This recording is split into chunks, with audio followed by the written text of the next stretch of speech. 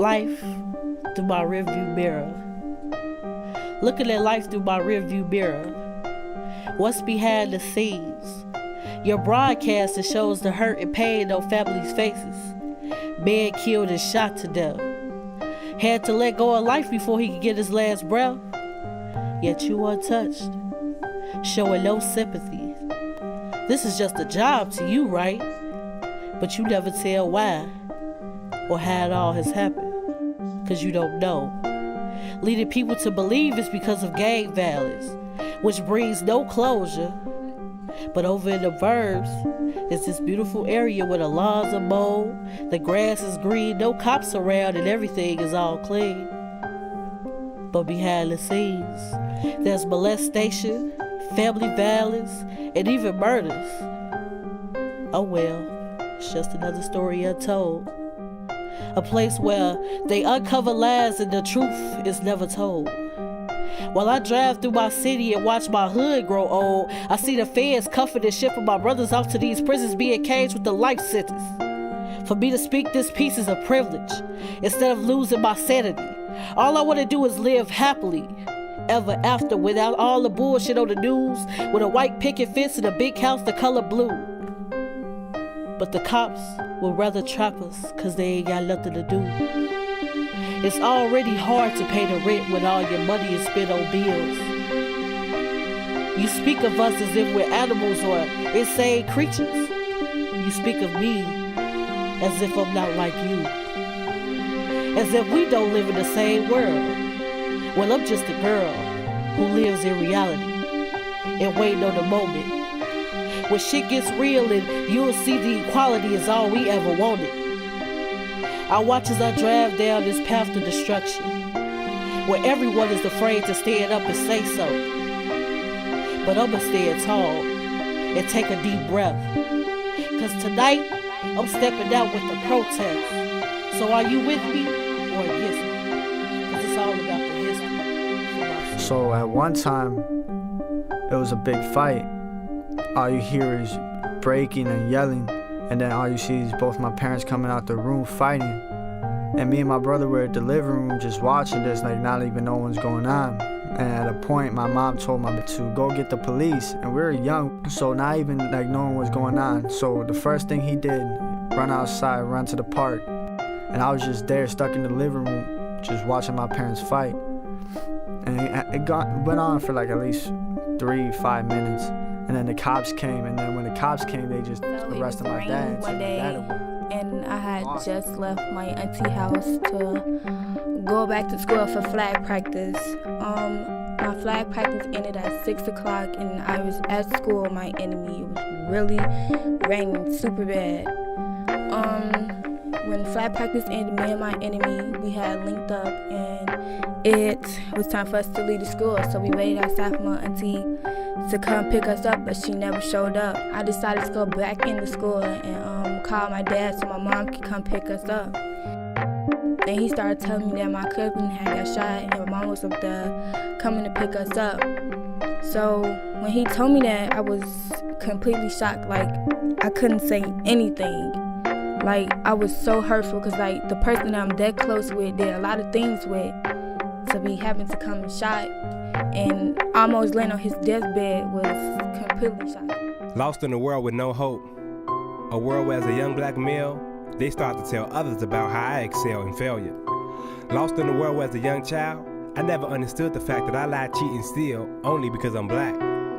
Not because of the struggles I encountered, the physical, the verbal abuse. Darren, I hate you, fucking bastard. Get his ass! Get his ass! Bangs, run faster. I always knew racial discrimination existed, but last summer I saw it firsthand, negatively impacting my friends. A large group of teenagers who were mostly black formed a flash mob and robbed a store during the neighborhood festival. One of them was my good friend, someone who's always been there for me. While I didn't agree with him stealing, the way the whole situation was handled was even worse. This was in Wicker Park, a primarily white neighborhood. If it was a neighborhood that was usually depicted more negatively, like with common robberies, it wouldn't have been such a huge story.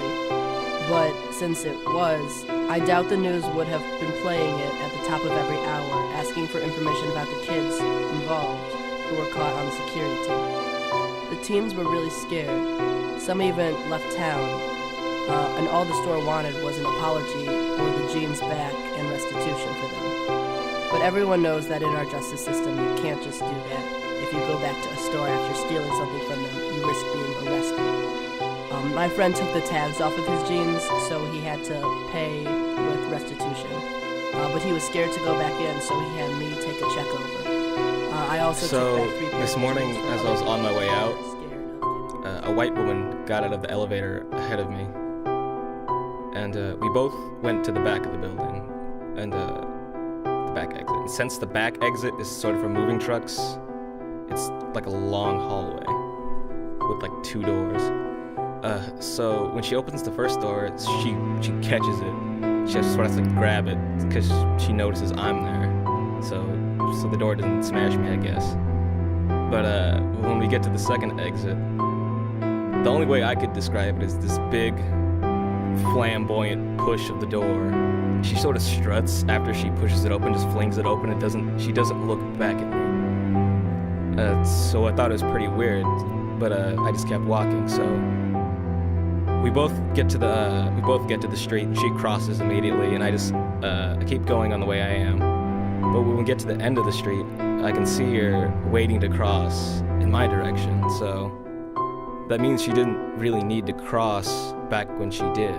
So that only lets me believe that she crossed because me, and since she doesn't know me, I can only assume she crossed because of my appearance. There was a lot of arguing at my house, a lot of fighting, and at a point, it was like good in the beginning, but then you could see over time, like the house started to change. Like things weren't getting cleaned as much, like dishes used to just pile up. I remember like clothes weren't getting washed as often as they did, and as parents, they weren't doing the parenting with us. They weren't telling us like, oh, take a shower, brush your teeth. We went to my auntie house. My mama was there, and she started telling us how my cousin got shot like twice, one in his leg, and I think the other one like through his side, and like it was 1 inch from his main artery from causing him to die. And they started telling us how they were just on a circle playing football when the dude ran up and just ran in the crowd and just stood there. And the dude came up in the car, like 3 of them, and they had shot fire. My cousin didn't run because he thought it was firecrackers, but it actually was gunshots. When he got shot, he didn't do nothing but run to the porch and just yell, "Mom, I got shot, Mom, I got shot." Blood just spilling and leaking everywhere. A lot of blood. Lost in a world where your pants don't sag, your chain don't hang, and your gang don't bang. Lost in a world where I'd rather fight out my problems than talk it over with Bill. Or smoke a square on the school corner, then light up, only to get the munchies, then motivation to steal. Lost in a world where I often get stopped and watched by the men behind the clock because me and my Hispanic friend were causing stays in my head constantly. So like around 2 years ago, I asked him, like, why were you guys fighting? And like I was looking into his eyes when I told him that, and like he almost started to cry. But he knew the right thing was to tell me the truth. And then he told me, oh, it was because we wanted to get heroin. And like my mother, she was, I guess, binging, so she wanted to get more. And the money that was going for the heroin was supposed to pay the bills. When I was living in Chicago again, I was at this building called the Amelie or something, and they have this automated door that you have to open with this little electronic scanner device. And I forgot mine when I was coming home, so I stepped back so I can call someone to let me in. But I didn't realize there was somebody behind me. He goes in, and I was thinking maybe I could just walk in behind him. But he only opens the door enough for him to get through. And he sort of squeezes his way in and tries his hardest to shut it behind him. So he's fighting his like hardest to keep me out and like squeeze himself in. And at the time, I actually burst into laughter because he was struggling and making this distorted face. But now when I think back on it, it's not so funny. He missed like 3 months of school. Everybody was talking about it. It was on the news. It's hurtful because like the boys brother who actually shot my cousin was still going to school with us.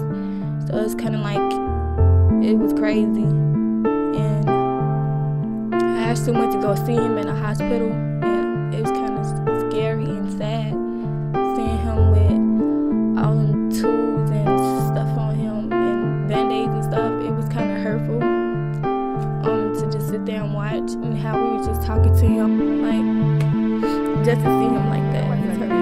Paid the store back and apologized. He was picked up by the cops a few days later and held at the station for several hours.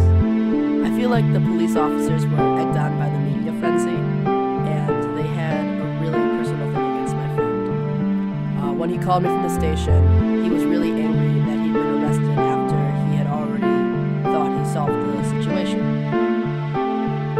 They let him go by the time I got there, but the officers made a point of telling me that he was a criminal, a terrible person, a drain on society, and I knew he was none of those things. They also made a point to say that I shouldn't be hanging out with him because I'm a nice girl. Little did the police officers know that he was actually enrolled in college and had a lot of aspirations in business and music. He was a good guy, but they couldn't see it. Lost in a world where two young men decide instead of fighting, let's shoot. Bang, bang. Multiple bullets pollute the air, only to realize my younger siblings are only yards away from where the shooting took place. And I get judged all the time, and I know it's gonna happen. People are gonna look at me with the way I dress sometimes and assume that I'm up to no good and automatically label me like I'm out to do harm, which isn't really fair, because if you get to know me, I'm actually a very silly person, and I only want the best for people, and I want everybody to be happy. And if you'd stop basing your opinions on me only in my appearance. Statistics say that children that have parents that do drugs are more likely to do drugs, but I don't feel like their mistakes is gonna determine my future, and I'm not a statistic. Lost in a world where as the shooting occurred, I ran to my folks screaming, no, stop, wait, it's gonna be okay. Traumatized by the look on their face. And until this day, no one can stare you in your face and say, it doesn't impact me. It's stupid, it's just a joke. And until this day, I'm still lost in a world with no hope.